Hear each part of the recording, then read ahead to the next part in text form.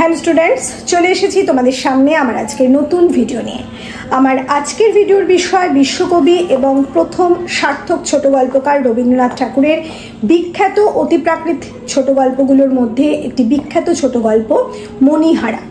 আজকে এই ভিডিওটা কোনোরকমভাবে স্কিপ না করে তোমরা যদি প্রথম থেকে শেষ পর্যন্ত দেখো, তাহলে এই ভিডিও থেকে তোমরা যে বিষয়গুলো পাবে সেগুলো হলো গল্পের উৎস, গল্পটির কাহিনী, সেই সঙ্গে সঙ্গে গল্পের প্রধান চরিত্রের যে আলোচনা, সেই আলোচনা তো পাবে, এবং সেই সঙ্গে এই গল্পটি রবীন্দ্রনাথ ঠাকুর কতটা অতিপ্রাকৃত করে গড়ে তুলতে পেরেছেন সে বিষয়, এবং সর্বশেষে আমি এই গল্পের নামকরণ কতদূর সার্থক হয়েছে সেই বিষয় নিয়েও তোমাদের সামনে আলোচনা করব। তাহলে চলে যাই আমাদের আজকের মূল বিষয়ে। প্রথমে আসবো গল্পের উৎস সম্পর্কে কথায়। গল্পগুচ্ছের দ্বিতীয় খণ্ডে আমরা এই গল্পটিকে পড়েছি বা অন্তর্ভুক্ত হতে দেখেছি, কিন্তু তারও আগে এই গল্পটি ভারতী পত্রিকায় 1898 খ্রিস্টাব্দে এবং বাংলা 1305 বঙ্গাব্দের অগ্রহায়ণ সংখ্যায় প্রথম প্রকাশ করেছিলেন রবীন্দ্রনাথ ঠাকুর। রবীন্দ্রনাথ ঠাকুর এই গল্পের কারণ সম্পর্কে বলতে গিয়ে লিখেছেন যে কুচবিহারের রানী তার কাছে গল্প শুনতেন এবং তারই আবদারে, অতিপ্রাকৃত একটা গল্প শোনার আবদারে তিনি মুখে মুখে এইরকমই একটি গল্প তাকে শুনিয়েছিলেন, এবং সেই সূত্রেই এই গল্পের অবতারণা। তাছাড়া আমরা জানি যে এই গল্পের যে বাতাবরণ বা পরিবেশ তৈরি করা হয়েছে, সেই পরিবেশটা রবীন্দ্রনাথ ঠাকুর পেয়েছেন সেই পদ্মাপাড়ের জমিদারি দেখাশোনার সময়।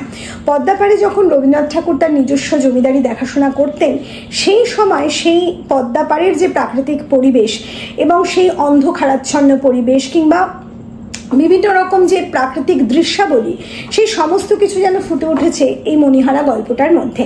কিন্তু পদ্মাপাড়ের বসে রবীন্দ্রনাথ ঠাকুরের শুধুমাত্র যে মণিহারা গল্পেরই প্রাকৃতিক পরিবেশ তিনি তুলে ধরেছেন তা নয়, সেখানে বসে তিনি বহু ছোট গল্পের পরিবেশকে কিন্তু খুঁজে পেয়েছিলেন। যাই হোক, তারই একটি মণিহারা। এই গল্পের সংক্ষিপ্ত কাহিনীতে আমরা প্রথমে আসি। গল্পের প্রথমেই আমরা দেখেছি গল্প কথক যিনি, তিনি বসে আছেন একটা প্রাচীন অট্টালিকার সামনে। একটা কতগুলো সোপান চলে গেছে একদম নদীর মধ্যে, সেই সোপানে বসে আছেন এবং তারই একটি নৌকা বাঁধা রয়েছে ওই ঘাটে, এবং ঘাটের যিনি নৌকার যিনি মাঝি, তিনি মুসলমান মাঝি, তিনি নামাজ পড়ছেন। আর সন্ধ্যের সময়, প্রায় সন্ধ্যে হতে চলেছে, সেই সময় গল্পকথক ওই স্থানে বসে আছেন, এবং সেই সময় কতগুলো সুন্দর একটা প্রাকৃতিক পরিবেশের অবতারণা করেছেন লেখক। এবং তারপর লেখক বলছেন যে সেই গল্পকথকের সামনে হঠাৎই অতর্কিতে উপস্থিত হন একজন ভদ্রলোক। সেই ভদ্রলোকের চেহারা দেখে গল্পকথকের মনে হয়েছে একেবারে দরিদ্র কোনো মানুষ, আর শীর্ণকায়া তার চেহারা, আর বেশভূষাও মলিন মোটামুটি ভাবে। সেই সব দেখে তাকে দরিদ্র শ্রেণীর বলেই তাকে মনে হয়েছে। যাই হোক, আরও উল্লেখ করেছেন গল্পকথক যে তার মনে হয়েছে তার সেই ব্যক্তি যেন তার কর্মস্থল থেকে সোজা এই স্থানে এসেছে, এবং এই স্থানে তার আহারাদি এবং বিশ্রামের প্রয়োজন, কিন্তু সেই সময় এই সময় কিন্তু সেই কাজটা সে না করে এখানে উপস্থিত হয়েছে।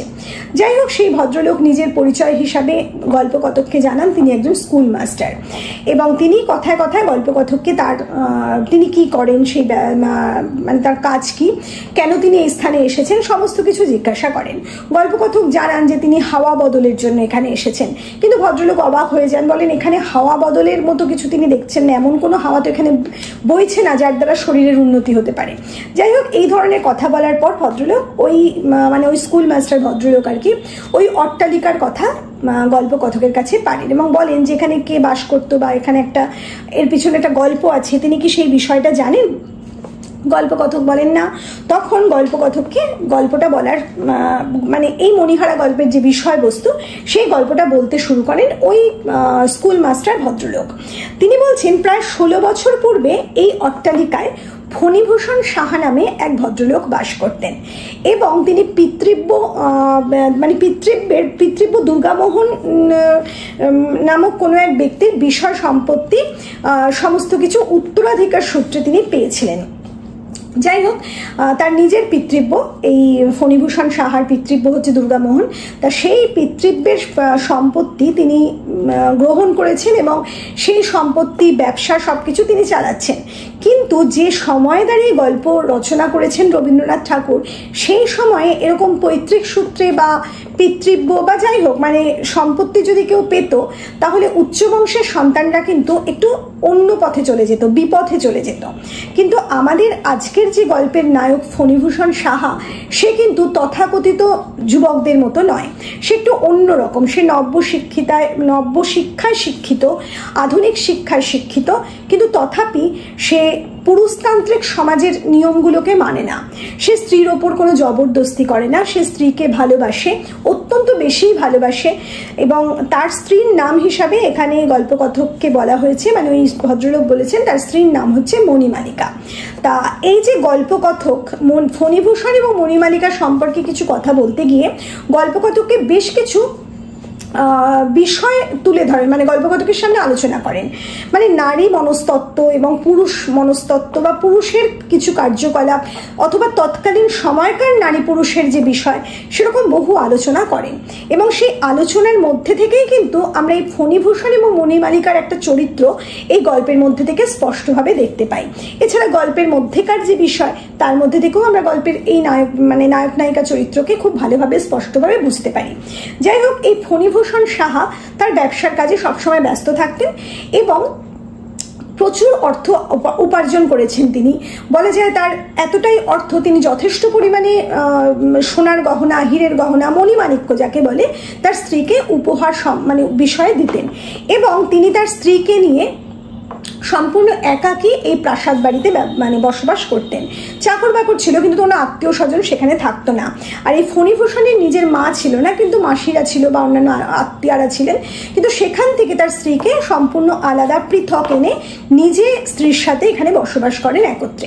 তা যাই হোক, এই সূত্রে মানে বলে রাখা ভালো যে এর ফলে কি হয়, এই যে মানে মণিমালিকা, সে না চাইতেই যেন স্বামীর ভালোবাসা এবং না চাইতেই তার কাছ থেকে প্রচুর উপহার পেত। এখানে লেখক বা যিনি বলছেন গল্পটা, গল্পকথককে, ওই ব্যক্তি, তাদের আলোচনার থেকে বোঝা যাচ্ছে যে মানে নারীদের মধ্যে একটা বিষয় থাকে, তারা স্বামীর পুজো করতে ভালোবাসে, মানে তৎকালীন সময় একদম পুরানোপন্থী নারীদের মতোই আর কি মণিমালিকা। কিন্তু তার মধ্যে সে পুরানোপন্থী একেবারে অশিক্ষিতা নারী হলেও তার মধ্যে কিন্তু সেই বিষয়গুলো নেই যেমনটা তৎকালীন সমাজে হয়েছিল, মানে অশিক্ষিতা নারী অথবা একেবারে পুরুষতান্ত্রিক সমাজের আষ্টে পৃষ্ঠে বাঁধা নারী, তেমন কিন্তু বিষয় তার মধ্যে দেখা যায়নি। কারণ একমাত্র হচ্ছে এই ফণীভূষণ। কারণ ফণীভূষণের সেই শাসন কখনোই স্ত্রীর ওপর ছিল না, স্ত্রীর প্রতি কোনো জবরদস্তি ছিল না। বলতে গেলে বিনা মানে না চাইতে সে স্বামীর আদর পেত যথেষ্ট পরিমাণে, বিনা অশ্রু বিসর্জনেই সে প্রচুর সোনা গয়না উপহার হিসাবে পেয়েছে, কোনো রকম মানে ঢাকাই শাড়ি পেয়েছে এবং প্রচুর মানে বিনা মানেই মান দেখাতে হয়নি তাকে স্বামীর কাছে, তাতে করেই তাকে প্রচুর সোনার উপহার বা হীরে জহরত উপহার হিসাবে স্বামী দিয়েছে। এর ফল কি হয়ে দাঁড়িয়েছে, এই যে মণিমালিকা, সে কোনো কিছু মানে চাইতে শেখেনি অথবা কোনো কিছুর অভাবটা বোধ করেনি, সে না চাইতে পেয়ে গেছে। এমনটা হলে মানে যেমন হয় যে সব কিছুই যদি আমি না চাইতে পেয়ে যাই, তাহলে একটা অন্যরকম চরিত্র গড়ে ওঠে। মণিমালিকার মধ্যে আমরা সেই রূপ চরিত্রই দেখতে পাবো। মণিমালিকা সম্পূর্ণ একাকিত্ব, মানে একার মধ্যে নিজেকে গড়ে তুলেছে এবং তার জীবনের সব থেকে বড় ধন হয়ে গেছে ওই গহনা। সে কিন্তু স্বামীর প্রতি সেই যে প্রেম, সেটা সেইভাবে কখনো দেখাতে পারেনি, অথবা তার মনের ভেতরে স্বামীর প্রতি সেই প্রেম আমরা কখনো দেখিনি। আমরা বঙ্কিমচন্দ্রের কপালকুণ্ডলাকেও দেখেছিলাম যে কপালকুণ্ডলার মধ্যে স্বামীর প্রতি সেই প্রেমকে দেখা যায়নি, কিন্তু কপালকুণ্ডলার মধ্যে স্বামী প্রেম দেখা যায়নি, কারণ কপালকুণ্ডলা বনচারিণী ছিল। কিন্তু এক্ষেত্রে মণিমালিকার যে কারণ, সেটা কিন্তু সম্পূর্ণ আলাদা।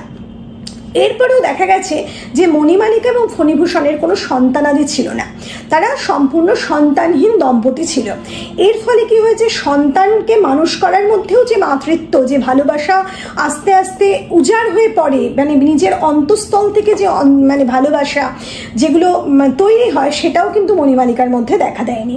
আর তাছাড়া ওই যে রবীন্দ্রনাথ যে বলেছিলেন যে সমস্ত কিছুর মধ্যে একটা সমস্ত সংসার বন্ধন মাঝে মহানন্দময় যে কথাটা রবীন্দ্রনাথ ঠাকুর নিজেই বলেছেন, সেই আনন্দটাও কিন্তু উপলব্ধি করতে পারেনি মণিমালিকা। সে একটা আলাদা গৃহে শুধুমাত্র স্বামীর সাথে বসবাস করে, আবার তার কোনো সন্তান নেই, ফলে তার জগৎটা যেন শুধুমাত্র হয়ে আছে ওই মানে মণিমাণিক্য আর সংসার সর্বস্ব। সে কাজকর্ম করতে ভালোবাসে, বলতে গেলে তার প্রচুর অর্থ সম্পত্তি আছে, স্বামী গরিব নয়, কিন্তু সে নিজের কাজ যতটা পারে নিজে করতেই ভালোবাসে, এবং সংসারের ক্ষেত্রেও তাই। যতটা সে নিজে করতে পারে ততটা সে নিজেই করে নেয়, সারাদিন সমস্ত কাজের মধ্যে সে ব্যস্ত থাকে। কিন্তু এই ব্যস্ততার মাঝেও তার প্রাণ সর্বস্ব হয়ে উঠেছিল তার ওই অলংকার। যেমনটা আমরা দেখেছি রক্তকরবীর যক্ষের মধ্যে, যেমনটা আমরা দেখেছি রবীন্দ্রনাথ ঠাকুরের গুপ্তধন গল্পের মৃত্যুঞ্জয়ের মধ্যে, কিন্তু রক্তকরবীর যক্ষের মধ্যেও একটা চারিত্রিক উত্তরণ আমরা লক্ষ্য করেছি, যেমনটা কিন্তু মণিমালিকার চরিত্রের মধ্যে আমরা লক্ষ্য করব না। যাই হোক, এই ফণিভূষণ তো বিস্তর আদর এবং বিস্তর উপহার তার সোনা মানে স্বর্ণ অলংকার বা হিরে জহরতের উপহার তার স্ত্রীকে দিতে। কিন্তু একবার হলো কি, এই ফণিভূষণ ব্যবসার মধ্যে কোনো একটা ভীষণ বিপদে পড়লেন, ব্যবসায় কোনো ক্ষতি হয়ে গেল তার। তার আগেও আরেকটা কথা বলে রাখি, ফণিভূষণ চরিত্র সম্পর্কে আরও কিছু বলেছেন লেখক আমাদের কাছে। সেটা হচ্ছে এই ফণিভূষণ সেই সময়কার যে ইংরাজি শিক্ষায় শিক্ষিত হলেও নব্য শিক্ষায় শিক্ষিত হয়ে সে একদম অন্যরকমভাবে নিজেকে তৈরি করেছিল।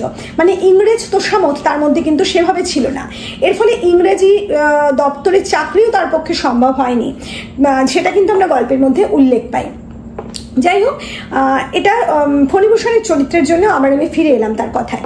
যাই হোক, সেই ফণিভূষণ যখন তার নিজস্ব ব্যবসা মানে পিতৃব্যের দেওয়া যে ব্যবসা, পারিবারিক সূত্রে পাওয়া যে ব্যবসা, সেই ব্যবসায় যখন সে ক্ষতির শিকার হয়েছে, মানে কোনো রকম অর্থের প্রয়োজন, বিশেষভাবে অর্থের প্রয়োজন, প্রায় 1.5 লাখ 1 লাখ থেকে 1.5 লাখ টাকা তার ভীষণ প্রয়োজন, সেই সময় সে খুব অসহায় হয়ে পড়েছে।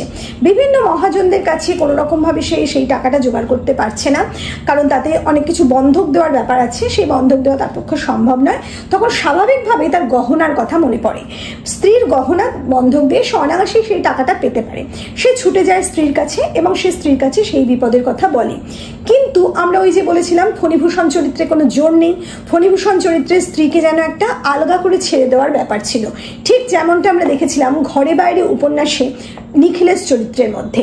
স্ত্রীর প্রতি জবরদস্তি নেই, তাকে যেন ছেড়ে দিয়ে বাইরের মধ্যে তাকে বাইরের রূপে তাকে পেতে চেয়েছিল নিখিলেশ।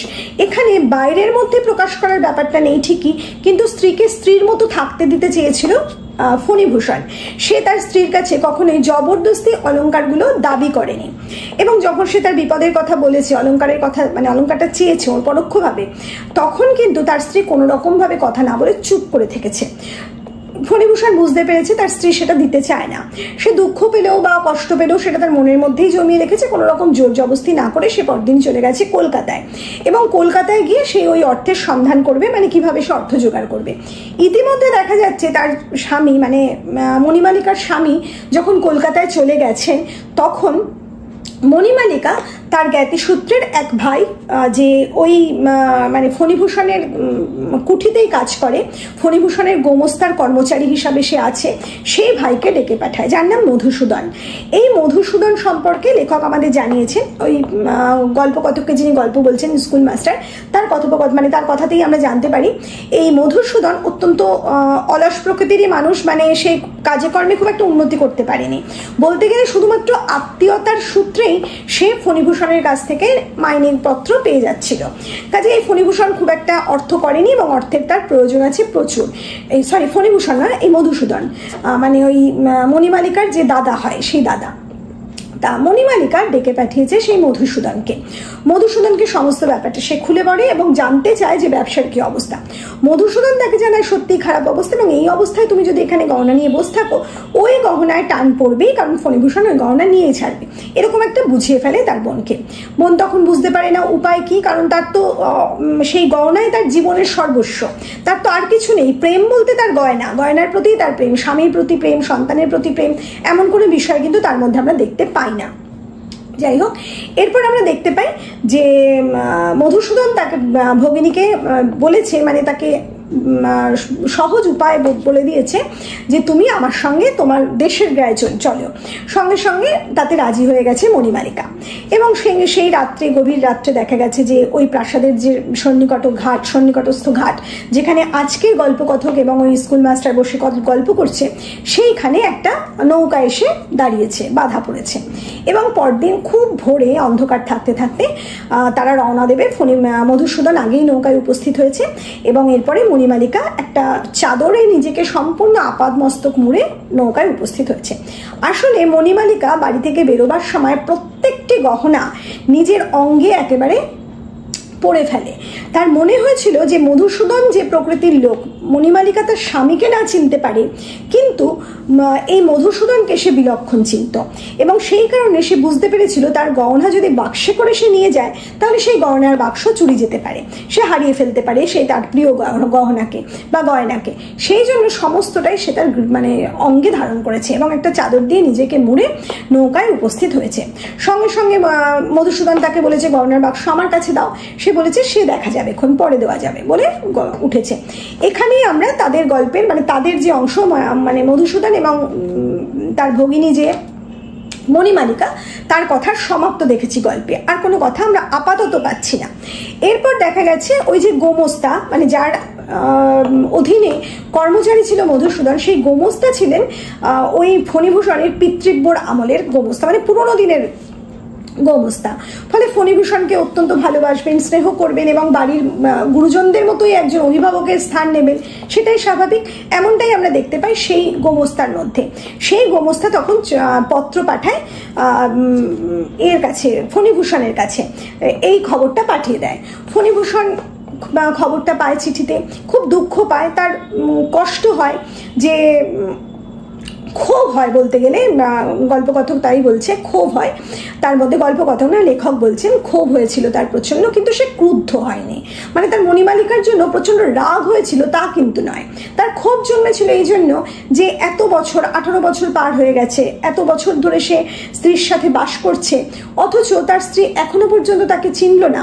এটা তার জীবনের একটা দুঃখের জায়গা তৈরি করেছে, কিন্তু সে রেগে যায়নি মণিমালিকার ওপর। যাই হোক, এরপর দেখা গেছে 10 দিন অতিবাহিত হয়ে গেছে। 10 দিন পর ফণিভূষণ সাহা তার প্রয়োজনীয় অর্থ সংগ্রহ করেছে এবং সমস্ত অসুবিধা মুক্ত হয়ে গেছে এবং বাড়িতে ফিরেছে। বাড়িতে ফিরে সে যখন শয়নগৃহে প্রবেশ করছে, দেখছে শয়নকক্ষের দ্বার উন্মুক্ত, সমস্ত আলমারির যেখানে সিন্দুক, সেই সিন্দুকের দরজা খোলা, সিন্দুকে কোনো গহনা নেই। এবং সে অবাক হয়ে গেছে, সেই ওই পরিবেশটা দেখে সে কষ্ট পাচ্ছে, তার মনে হচ্ছে যেন একটা হাহাকার তাকে গ্রাস করছে। সুন্দরভাবে সেই শূন্যতাটাকে বর্ণনা করেছেন লেখক রবীন্দ্রনাথ ঠাকুর এই স্থানে। এবং এই স্থানে আমরা এই যে ফণিভূষণ চরিত্রের মধ্যে সেই নিখিলেশ শুধু নয়, রবীন্দ্রনাথ ঠাকুরের ঘরে বাইরে উপন্যাসের নিখিলেশ শুধু নয়, আমরা সেই পরবর্তীকালে শরৎচন্দ্র চট্টোপাধ্যায়ের গৃহদাহ উপন্যাসের মহিম চরিত্রকেও যেন একটু খুঁজে পাই। এই যে একটা গুটিয়ে নেওয়া, নিজের মধ্যে কোনো রকম জোর জবস্তি না করা, স্ত্রীকে স্বাধীনভাবে ছেড়ে দেওয়া, এই মানসিকতা যেন আমরা এখানে ফণিভূষণের মধ্যেও দেখতে পাই। সে কোনো রকমভাবে ব্যগ্র হয়ে, উত্তেজিত হয়ে কোনো রকম কাজ না করে সে অপেক্ষা করতে চায় তার স্ত্রীর, কিন্তু ওই যে গোমস্তা ভদ্রলোক তার কথায় বাধ্য হয়ে সে খোঁজাখুঁজি শুরু করে। এবং মণিমালিকার যে বাপের বাড়ি, পিতার বাড়ি আর কি, পিতৃগৃহ, সেখানেও খবর নেওয়া হয়, কিন্তু সেখানে শোনা যায় সেই সময় মণিমালিকা তো দূরস্থ, এই যে মধুসূদনের কথা বলছে সেও কিন্তু ফেরেনি, এরা দুজনের কেউই সেই সময় গ্রামে ফেরেনি। অতএব মণিমালিকার কোনো খোঁজ এই ফণিভূষণ পায়নি। তারপর দেখা যাচ্ছে যে জন্মাষ্টমী উপস্থিত হয়েছে। জন্মাষ্টমীর দিন ফণিভূষণ তার শয়নকক্ষের বাতায়নে জানলায় বসে আছে এবং বাইরে অন্ধকার। সেই সময় জন্মাষ্টমীর মেলা হতো গ্রামে, সেই মেলায় যাত্রা হতো, 2 দিন ধরে যাত্রাপালা অনুষ্ঠিত হতো। সেই যাত্রার গান ভেসে আসছে, বাইরের বিভিন্ন ভেকের ডাক, বিভিন্ন রকম ঝিঝি পোকার ডাক, বিভিন্ন শব্দ আসছে, সেই সঙ্গে বৃষ্টি পড়ছে মুষলধারায়, বলতে গেলে ঝমঝম করে বৃষ্টির শব্দ। আর যে চাকর ছিল সেই চাকর দরজা টরজা বন্ধ করে দিয়ে যাত্রাপালা শুনতে গিয়েছিল। তা যাই হোক, এরকম সময় যখন বেশ অনেকটা রাত হয়ে গেছে, যাত্রার কোনো শব্দ আর শোনা যাচ্ছে না, বাইরে বৃষ্টিটাও কমে গেছে, সেই সময় হঠাৎ ফণিভূষণ শুনতে পেল কেমন একটা খট খট খট খট শব্দ। এরপরেই কেমন একটা গা ছমছমে ব্যাপার, ফণীভূষণ শুনতে পাচ্ছে গয়নার ঝমঝম শব্দ, ছমছম শব্দ। ফণীভূষণ কান খাড়া করে শুনতে থাকে। তার মনে হয় যে ওই যে নদীর সোপান উঠেছে একেবারে প্রাসাদ পর্যন্ত, সেই সোপান থেকে যেন উঠে আসছে শব্দটা আস্তে আস্তে প্রাসাদের দিকে। ফণীভূষণ অনেকক্ষণ নিজেকে ধরে রেখেছিল, কিন্তু যখন প্রাসাদের সামনে এসে একেবারে দরজায় খটখট শব্দটা সে পেল, মানে কেউ যেন দরজায় আঘাত করছে, এবং সেই আঘাত শুধুমাত্র মানে ওই ঝমঝম গহনার শব্দ না, একটা খটখট শব্দও পাওয়া যাচ্ছে। ফণীভূষণ তাড়াতাড়ি দ্রুত বেগে একেবারে সিঁড়ি দিয়ে নেমে সেই সদর দরজার সামনে গেল, এবং দরজা খুলতে যাওয়ার আগে তার সম্বিত ফিরে পেল। সে যেন ঘুমিয়ে পড়েছিল, একটা অন্য জগতে সে ছিল। সে যেন নতুন করে শুনতে পাচ্ছে, এবার বাস্তবে ফিরে এসেছে, এবং সে কানটা খাড়া করে শুনছে। আর কোনো শব্দ কিন্তু নেই, না গহনার শব্দ, না কোনো খটখট শব্দ সে শুনতে পাচ্ছে, কোনো শব্দই সে শুনতে পাচ্ছে পায়নি। সে আবার ফিরে গেছে। এরপর সে চাকরকে বলেছে আজকে চাকর যেন সমস্ত দরজা খুলে যায় বাড়ির, মানে প্রাসাদের, এবং সে যেন যাত্রাপালা শুনতে যায়। চাকর তো আগেকার দিনে সে বলে এই যে জন্মাষ্টমীর মেলা বসেছে, বিভিন্ন মানুষ এখানে আনাগোনা করছে, কোন বিপদ হয় প্রাসাদে কে ঢুকে পড়ে তার কোনো ঠিক নেই। কিন্তু যখন প্রভুর কোনো রকমভাবে কিছু শুনছে না ফণীভূষণ, তখন সে বলে ঠিক আছে আমি প্রাসাদটা পাহারা দেব থেকে। কিন্তু ফণীভূষণ নাছোড়বান্দা, সে শুনবে না, সে তাকে জবরদস্তি যাত্রাপালা শুনতে পাঠিয়ে দেয়। এরপর ফণীভূষণ আবার অপেক্ষা করছে, আকাশের তারার দিকে তাকিয়ে সে তারা গুনছে। না, সেদিন তারা ছিল না, সরি, সেদিনও বৃষ্টি পড়ছিল হালকা হালকা, এবং সেদিনও যাত্রা হচ্ছিল। পরদিন দুদিনব্যাপী যাত্রা হওয়ার কথা, সেই যাত্রাপালার শব্দ তার কানে আসছিল। আবার গভীর রাত্রে যখন সমস্ত শব্দ থেমে গেছে, বাইরে বৃষ্টির কোনো শব্দ নেই, ভেকের ডাকও যেন কমে গেছে, সেই সময় আবার সেই ঝমঝম ছমছম শব্দ, মানে ঝনঝন শব্দ, সরি, গয়নার ঝনঝন শব্দ, আর সেই সঙ্গে একটা খটখট শব্দ সে শুনতে পেল। সেই আবার যেন সিঁড়ি থেকে উঠে আসছে। সে কান খাড়া করে অন্যদিকে তাকিয়ে অপেক্ষা করছে। সে কোনো মতেই সেই দরজার দিকে তাকাবে না। তার মনে হচ্ছে যদি সেই শব্দ আবার শুনে যায়। এইখানে আমরা বুঝতে পারি ফণীভূষণের মধ্যে যেন একটা মানে উপলব্ধি, সে যেন মন প্রাণ দিয়ে তার মণিমালিকার জন্য অপেক্ষা করছে। এখানেই কিন্তু নিখিলেশ বা মহিম চরিত্রের সাথে একটা মিল আমরা আবার পাচ্ছি এই ফণীভূষণের মধ্যে। নিখিলেশই হোক বা মহিম হোক, প্রত্যেকেই কিন্তু তাদের স্ত্রীকে প্রচণ্ডই ভালোবাসত, এবং প্রত্যেকেই কিন্তু অপেক্ষা করেছে, মনে মনে ভেবেছে হয়তো একদিন সে ফিরবে। নিখিলেশ যেন যেমনভাবে তার বিমলার জন্য অপেক্ষা করেছে, মহিমও তেমন তার অচলার জন্য কিন্তু অপেক্ষা করেছিল। এখানে ফণীভূষণে যেন অন্যদিকে তাকিয়ে তারই মণিমালিকার জন্য অপেক্ষা করছে। তার মনে হচ্ছে যেন মণিমালিকা এবার তার ঘরে ফিরছে। যাই হোক, শব্দ ক্রমশ আস্তে আস্তে সদর দরজায় এলো। সদর দরজার পর আস্তে আস্তে ভেতর দিয়ে যেন শব্দ আসছে, আস্তে আস্তে সিঁড়ি বেয়ে যেন সেই শব্দ একেবারে শয়নকক্ষের সামনে এসে থামলো। এরপরে আবার যেন সবকিছু মিলিয়ে গেল। ফণীভূষণ আর নিজেকে ধরে রাখতে পারলো না, সে তাড়াতাড়ি দৌড়ে আসছে দেখতে, কিন্তু দেখা গেল তার সম্বিত ফিরেছে, কোথাও কোনো কিছু নেই। এবার পরের দিন আবার একইভাবে সে অপেক্ষা করছে। যাত্রাপালা নেই, যাত্রা শেষ হয়ে গেছে, বৃষ্টিটাও নেই, বৃষ্টিটাও বন্ধ হয়ে গেছে। আকাশের তারার দিকে তাকিয়ে ফণীভূষণ অপেক্ষা করছে। আবার গভীর রাত্রি, আবার সেই শব্দ। এবার ফণীভূষণ কিন্তু একেবারে নিজেকে তৈরি করে রেখেছে, কোনোভাবেই নিজেকে সে ব্যগ্র করবে না, নিজেকে উত্তেজিত করবে না, নিজে অপেক্ষা করবে। সে এবার অপেক্ষা করছে। আস্তে আস্তে শব্দ শয়নগৃহে প্রবেশ করলো। এইবার শয়নগৃহের সেই এলোমেলো যে পরিবেশ, মানে মণিমালিকার হাতের ছোঁয়ার যে পরিবেশ, সেই যে পান সাজিয়ে রাখতো, সে পান সেজে, সেই শুকনো পানগুলো এখনো আছে, সেগুলোকেও ফেলে দেয়নি। অথবা তার যে একটা নির্দিষ্ট জায়গা ছিল যেখানে সে কেরোসিনের বাতিটা প্রত্যেকদিন ধুয়ে মুছে পরিষ্কার করে আবার জ্বালাতো, সেই কুঠুরিটা আছে, সেখানে বাতিটাও আছে, কিন্তু বাতিটা কেউ জ্বালেনি। ফণীভূষণ অপেক্ষা করছে, মণিমালিকাকে সে মন প্রাণ দিয়ে চাইছে যে তুমি এসো, তুমি এই বাতিটা আবার জ্বালো, ঘরটাকে আবার আলোকিত করো, কিন্তু সে আসছে না। যাই হোক, আজকে সেই মনে হচ্ছে মণিমালিকা তার ঘরে এসছে। বিভিন্ন জায়গায় যেন মণিমালিকা ঘুরে বেড়াচ্ছে, এরকম একটা অনুভূতি তার হচ্ছে। এবার সে হঠাৎ তাকিয়ে দেখলো, এবং তার সামনে সে যাকে দেখলো সেটা যেন এই অতিপ্রাকৃত গল্পের সর্বশ্রেষ্ঠ দৃশ্য। সে তার চোখের সম্মুখে একটা ভয়ঙ্কর দৃশ্য দেখতে পেল। একটা কঙ্কাল দাঁড়িয়ে আছে, এবং সেই কঙ্কালের আপাত মস্তক গহনায় সজ্জিত। সেই হিরে, সেই সোনা, যে গহনাগুলো সে নিজে হাতে তার স্ত্রীকে দিয়েছিল, মণিমালিকাকে দিয়েছিল, সেই সমস্ত গহনায় যেন সেই কঙ্কাল একেবারে পরিবেষ্টিত হয়ে আছে। ওই যে আমি বলেছিলাম মণিমালিকা যক্ষরাজের মতো, রক্তকরবী যক্ষরাজের মতো উত্তরণ হয়নি সেই চরিত্রের, মণিমালিকার চরিত্রের উত্তরণ হয়নি কোথায় তার প্রমাণ কিন্তু এটাই দিলেন লেখক। মণিমালিকা আর তার কঙ্কাল এসেছে, অর্থাৎ মণিমালিকা বেঁচে নেই। অতিপ্রাকৃত গল্পের যে বিষয়, এখানে একটা অতিপ্রাকৃত চরিত্রকে আমরা দেখতে পাচ্ছি, ভূত মানে কঙ্কাল এসেছে, সেই কঙ্কালও কিন্তু সেই গহনার লোভ সামলাতে পারছে না, সেই গহনা থেকে নিজেকে মুক্ত করতে পারেনি, সেই গহনায় নিজেকে আবিষ্ট করে সে হাজির হয়েছে।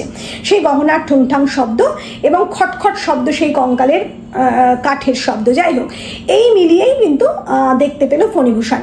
এবার সেই কঙ্কাল আঙুলের ইশারায় ফণিভূষণকে ডাকলো। ফণিভূষণ যেন একটা মন্ত্রমুগ্ধের মতো ওই কঙ্কালকে অনুসরণ করে যেতে শুরু করলো। শয়নকক্ষ পেরিয়ে সিঁড়ি দিয়ে সে আস্তে আস্তে নিচে নেমে যাচ্ছে। একসময় সে প্রাসাদ গৃহ থেকে বেরিয়ে সেই সদর দরজা দিয়ে বেরিয়ে একেবারে সিঁড়ি দিয়ে, যে সিঁড়ি একেবারে নদীর বক্ষে গিয়ে মিশেছে, সেই সিঁড়ি দিয়ে নেমে যাচ্ছে। সিঁড়ির একেবারে তলায় যেখানে জলের মধ্যে মণিমালিকাও নেমে গেছে, মানে মণিমালিকার কঙ্কাল যেটা দেখাচ্ছে, সেই কঙ্কালটা, মণিমালিকার কঙ্কাল আমরা অনুধাবন করছি গহনা দেখে বা বিষয় দেখে, সেই কঙ্কালটা নেমে মিলিয়ে গেছে। আর যে মুহূর্তে মিলিয়ে গেছে সেই মুহূর্তে আমরা দেখছি আবার এই যে ফণিভূষণ সে যেন আবার তার সম্বিত ফিরে পেল, সে যেন ঘুম থেকে জেগে উঠলো, এরকম কথাই আমাদের বলা হচ্ছে। যাই হোক, কিন্তু সে জলের মধ্যে এমনভাবে সে দাঁড়িয়ে আছে, সে যেন সমস্ত শক্তি হারিয়ে ফেলেছে। আমাদের বলা হচ্ছে যে সে সমস্ত শক্তি হারিয়ে সেই স্রোতের মধ্যে মিশে গেল, মানে নদীর স্রোতে সে নিমজ্জিত হলো এবং চিরসুপ্তির দেশে চলে গেল কে না ফণিভূষণ সাহা। এখানে আমরা গল্পের সমাপ্তি দেখতে পাচ্ছি। এবং এই যে গল্পটা, যে গরিব স্কুল মাস্টার ওই গল্পকথককে ওই সোপানে বসে অর্থাৎ সিঁড়িতে বসে বলছিলেন, সে গল্প শেষে বলছেন যে আপনি কি গল্পটা শুনলেন, শুনে কি আপনার বিশ্বাস হলো গল্পের বিষয়টা? ভদ্রলোক বলছেন না। বলছে কেন বিশ্বাস হলো না? তখন বলছে আমারও না, মানে ওই গল্প যিনি বলছেন তিনি বলছেন আমারও বিশ্বাস হলো না। তখন গল্পকথক বলছেন কেন বিশ্বাস হলো না? বলছে কারণ প্রকৃতি দেবী এরকম একটা সৃষ্টি করতে পারে না, সেই জন্য মানে অতিপ্রাকৃত গল্প হতে পারে না, এরকম একটা ঘটনা হতে পারে না, এটাই তিনি মানে ওই বক্তব্য রাখছেন ওই স্কুল মাস্টার। কিন্তু তিনিও প্রশ্ন করছেন কিন্তু আপনার কেন মনে হচ্ছে, যাই হোক আপনার নাম আপনার কেন মনে হচ্ছে যে এটা সত্য নয়? তখন ওই ভদ্রলোক বলছেন আমার নাম ফণিভূষণ সাহা। আর এর আগে যখন প্রথম ওই স্কুল মাস্টারের সাথে তার বাক্যালাপ হচ্ছে, তখন স্কুল মাস্টার তাকে জিজ্ঞেস করেছিল যে সে কি করে, কিভাবে, কেন এসেছে এখানে, এবং তার নামও কিন্তু জিজ্ঞেস করেছিল। কিন্তু ভদ্রলোক জানিয়েছে, মানে গল্পকথক জানাচ্ছেন যে আমি আমার নামটা গোপন রাখলাম। কাজেই বোঝা যাচ্ছে যে সে গ্রামটা গোপন রেখেছে এবং এখন যে গল্পটা মানে বিষয়টা সে বলছে, সে নিজেই ফণিভূষণ সাহা, অর্থাৎ এই গল্পটা একেবারে ভুল, এটা সে প্রমাণ করছে। এবং এখানেই আমরা গল্পের সমাপ্তি দেখতে পাচ্ছি। এবং আমাদের যিনি গল্প বলছেন, মানে যে ব্যক্তি ওই স্কুল মাস্টার, তিনি কিছুমাত্র লজ্জিত না হইয়া কহিলেন আমি তাহা হইলে ঠিকই অনুমান করিয়াছিলাম। আপনার স্ত্রীর নাম কি ছিল? এই যে প্রশ্ন ওই স্কুল মাস্টার করছে, সেই সময় গল্পকথক জানাচ্ছে নৃত্যকালী, এবং এই নৃত্যকালী শব্দের মধ্যে দিয়ে মণিহারা গল্পের সমাপ্তি হয়েছে। কাজেই গল্পটার কাহিনী এই। এবার আমরা আলোচনা করব এই গল্পটি কতদূর অতিপ্রাকৃত গল্প গড়ে তুলতে পেরেছেন রবীন্দ্রনাথ ঠাকুর। আমরা দেখছি গল্পের শুরুতে যে পরিবেশটা সৃষ্টি হয়েছে, মানে একটা সুন্দর সন্ধে, যে সন্ধে নদীর মধ্যে একটা সুন্দর যে দৃশ্য দেখতে পাচ্ছেন গল্পকথক, সেই দৃশ্যের মধ্যে কোনো অতিপ্রাকৃত বিষয় নেই। যে সন্ধেতে ওই মুসলমান মাঝি নামাজ পড়ছে, সেই নামাজের মধ্যেও কোনো অতিপ্রাকৃত দৃশ্য নেই। এমনকি যখন গল্পকথকের সামনে স্কুল মাস্টার হাজির হচ্ছে, তাদের মধ্যে কথোপকথন চলছে, সেখানেও কিন্তু কোনো অতিপ্রাকৃত বিষয়ের অবতারণা করেননি লেখক। সেদিক থেকে গল্পে কোথাও অতিপ্রাকৃত বিষয় নেই। কিন্তু গল্প অতিপ্রাকৃত বিষয়ের মাত্রা পেল তখন যখন আমরা দেখছি সেই কঙ্কালের শব্দ, মানে একটা অদ্ভুত একটা অতিপ্রাকৃত পরিবেশকে সৃষ্টি করলেন গল্প লেখক। ওই অতিপ্রাকৃত পরিবেশের আগে লেখক বলছেন, মানে রবীন্দ্রনাথ ঠাকুর আমাদের জানাচ্ছেন, ওই গল্পকথকের মাধ্যমে, মানে গল্পকথক যখন শুনছেন স্কুল মাস্টারের কাছে গল্প, সেই সময় হঠাৎ শেয়াল ডেকে উঠল। মানে গল্পকথকের সামনে স্কুল মাস্টারের গল্পের মাঝে শেয়াল ডেকে ওঠা যেন সেই অতিপ্রাকৃত বিষয়কে আবাহন করছে বলেই আমাদের কাছে লেখক বললেন। এরপর আমরা দেখছি সেই অতিপ্রাকৃত পরিবেশ সৃষ্টি হলো কখন না, প্রতি রাত্রে সেই ভৌতিক পরিবেশ, একটা অন্ধকার আচ্ছন্ন ছমছমে ব্যাপার, রোমাঞ্চকর একটা পরিবেশ, আর সেই সঙ্গে গহনার ছনছন শব্দ, ঝনঝন শব্দ এবং খটখট শব্দ। আর সর্বোপরি অতিপ্রাকৃত শ্রেষ্ঠ দৃশ্য ওই কঙ্কাল দৃশ্য, মানে একদম গহনা পরিবেষ্টিত একটি কঙ্কাল, যে কঙ্কাল একেবারে তাকে নিয়ে যাচ্ছে ওই নদী বক্ষের মধ্যে। কিন্তু আমরা এই অতিপ্রাকৃত দৃশ্যটা দেখেছি, সেই জন্যই আমরা একে অতিপ্রাকৃত গল্প হিসাবে মেনে নেব, কারণ অতিপ্রাকৃত গল্পের যে দৃশ্যের অবতারণা তিনি করেছেন সেখানেই অতিপ্রাকৃত দৃশ্যটা কিন্তু সার্থক। কিন্তু আমাদের কোথাও কোথাও প্রশ্ন থাকে যে অতিপ্রাকৃত গল্প হিসাবে এটা সম্পূর্ণ নাও হতে পারত, কারণ আমরা দেখছি যে স্কুল মাস্টার যে গল্প বলছে সেটা সম্পূর্ণ সত্য না হতে পারে।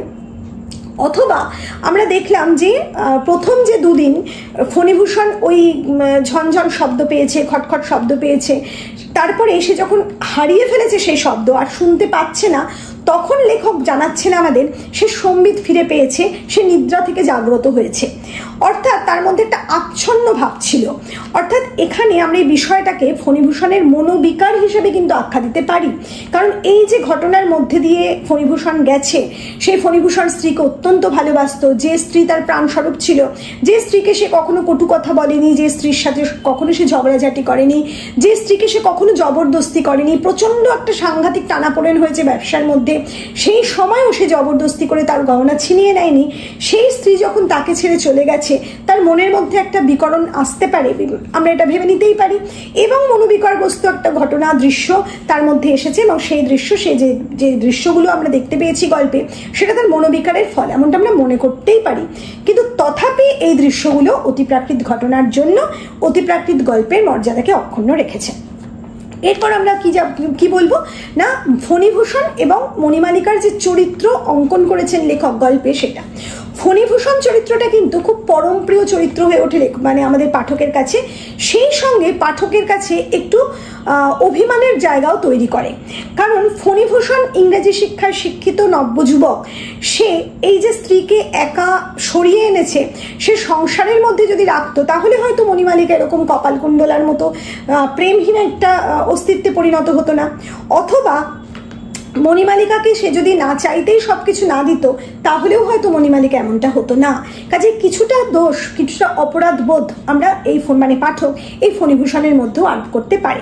কিন্তু ফণীভূষণ চরিত্রটি অতি ভদ্র, অতি ভালো একজন বাঙালি চরিত্র হিসাবে আমরা অবশ্যই গ্রহণ করব।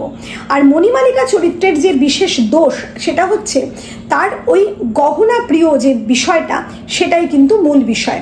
আর তার জন্য কিন্তু শুধুমাত্র সে দায়ী তাও কিন্তু নয়। ওই যে আমরা বললাম যে সংসারের মধ্যে সেই অসংখ্য বন্ধন মাঝে মহানন্দময় জীবন সে পায়নি, বা সেই পরিতৃপ্তি সে লাভ করেনি, সেই জন্যই হয়তো সে চরিত্রটা সে শুধুমাত্র একটা মেটালিস্টিক দুনিয়ার মধ্যে বাস করেছে। এখানে আমরা এইরকমই একটা চরিত্রকে তৈরি হতে দেখেছি, যেটা বাধ্যতামূলক। তাছাড়া সে সব কিছু পেয়ে গেছে, তার পাওয়ার যে মানে সে এতটা গ্রহণ করেছে, যার ফলে দান করার যে বিষয়, মনুষ্যত্বের যে বিষয়, সে বিষয়টা তার মধ্যে উঠে আসেনি। সে এত বছর স্বামীর সাথে ঘর করেও সেই স্বামীকে চিনতে পারেনি। আমরা যে সময় দাঁড়িয়ে গল্পটা পড়ছি, মানে সময়ের গল্প পড়ছি, সেই সময়ে কিন্তু যুবকরা একটু অন্যরকম হয়ে উঠছে। প্রাচীনকালে নারী চরিত্র বোঝা কঠিন হতো, কিন্তু ওই সময় শুধুমাত্র নারী চরিত্র না, পুরুষ চরিত্র বোঝাও কঠিন হয়ে যাচ্ছে। আর নারীরা স্বাধীন নারী সেই সময়, কিন্তু সেই সময়ে মণিমালিকার যে স্বাধীনতা, সেটা কিন্তু একটু অন্য রকমের স্বাধীনতা। মণিমালিকার যে মনস্তত্ত্ব লেখক আমাদের সামনে তুলে ধরেছেন, সেই মনস্তত্ত্ব কিন্তু খুব সুন্দর একটা মনস্তত্ত্ব। যে মনস্তত্ত্ব আমরা বিমলা চরিত্রের মধ্যে দেখেছি ঠিক সেরকম নয়, যে মনস্তত্ত্ব আমরা চোখের বালির বিনোদিনী অথবা অন্যান্য বিভিন্ন উপন্যাস ছোট গল্পের নায়িকাদের মধ্যে দেখেছি রবীন্দ্রনাথের, ঠিক সেরকম নয়, একটু ভিন্ন ধরনের মনস্তত্ত্ব এখানে আমরা দেখতে পেয়েছি। যে মনস্তত্ত্ব সংসার বিমুখ, অথচ সংসারের মধ্যেই আছে, যে সংসারের সমস্ত কাজ করতে ভালোবাসে, অথচ সংসারে সে সোনা গহনা এই দ্রব্য যেগুলো সে উপহার হিসাবে পেয়েছে, দামি দামি বিষয়, সেগুলোকে আঁকড়ে বেঁচে থাকে। যাই হোক, এই হচ্ছে মণিমালিকা চরিত্র। এরপর আমরা এই গল্পের নামকরণের সার্থকতা নিয়ে আলোচনা করব। প্রথমেই বলি, রবীন্দ্রনাথ ঠাকুর নাম নিয়ে বিশেষভাবে কিন্তু ভাবতেন, সেই কারণে তার বিভিন্ন বিষয়ের নামকরণ তিনি বারে বারে পরিবর্তন করেছেন। আমরা জানি উইলিয়াম শেক্সপিয়ার বলেছেন যে নামের কোনো ভূমিকা নেই, তিনি বলেই দিয়েছিলেন যে what's a name, that you call a rose by any other name would smell a sweet. কিন্তু রবীন্দ্রনাথ ঠাকুর কিন্তু এই কথাটা একেবারেই মানেননি। তিনি তার সাহিত্য নামক গ্রন্থে লিখেছিলেন যে দ্রৌপদীর নাম যদি উর্মিলা রাখা হইতো, তাহলে এই পঞ্চবীর প্রতিগর্বিতা ক্ষাত্রনারীর দীপ্ত তেজ ওই তরুণ কোমল নামটির দ্বারা পদে পদে বিঘ্নিত হইত। কাজেই নাম অত্যন্ত গুরুত্বপূর্ণ একটা বিষয়, নামে অনেক কিছু যায় আসে। আমাদের আলোচ্য গল্পের নাম হচ্ছে মণিহারা। এখানে কোনো চরিত্র নেই মণিহারা নামে, কিন্তু এই যে নামটা, সেটা কিন্তু খুব সাংঘাতিক একটা ব্যঞ্জনাময় নামকরণ। আমরা জানি গল্প উপন্যাস যাই হোক না কেন, তিনটে বিষয়ের উপর নামকরণ নির্ভর করে। একটা হচ্ছে প্রধান চরিত্রের উপর নামকরণ নির্ভর করে, গল্পের কাহিনীর বা গল্পের বিষয়বস্তুর উপর নামকরণ নির্ভর করে, এবং আরেকটা নামকরণ লেখকরা করে থাকেন, সেটা হচ্ছে ব্যঞ্জনাময় বা সাংকেতিক নামকরণ। আমাদের এই আলোচ্য গল্পের নামকরণ কিন্তু সেই ব্যঞ্জনাময় বা সাংকেতিক নামকরণ।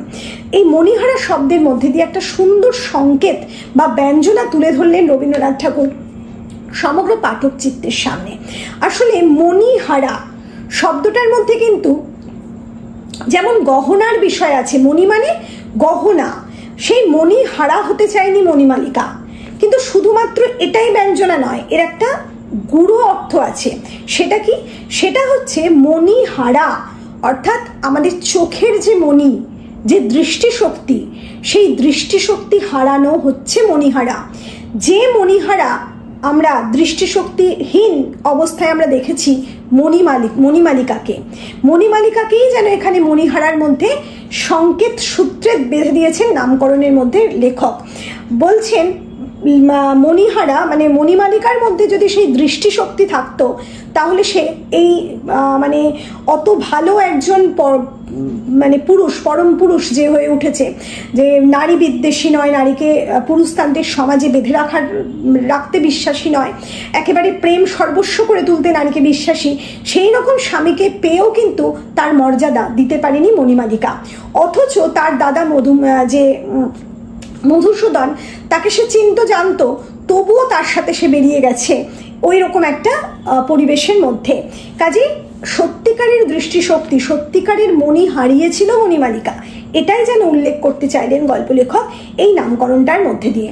কাজেই নামকরণ সম্পূর্ণ সার্থক এবং একটা গূঢ় ব্যঞ্জনাবাহী একটি বিশেষ নামকরণ হিসাবেই চিহ্নিত হয়। তাহলে আমাদের আজকের ভিডিও আমরা এখানেই শেষ করছি। খুব তাড়াতাড়ি তোমাদের সামনে হাজির হব আমাদের নতুন কোনো ভিডিও নিয়ে। খুব ভালো থেকো।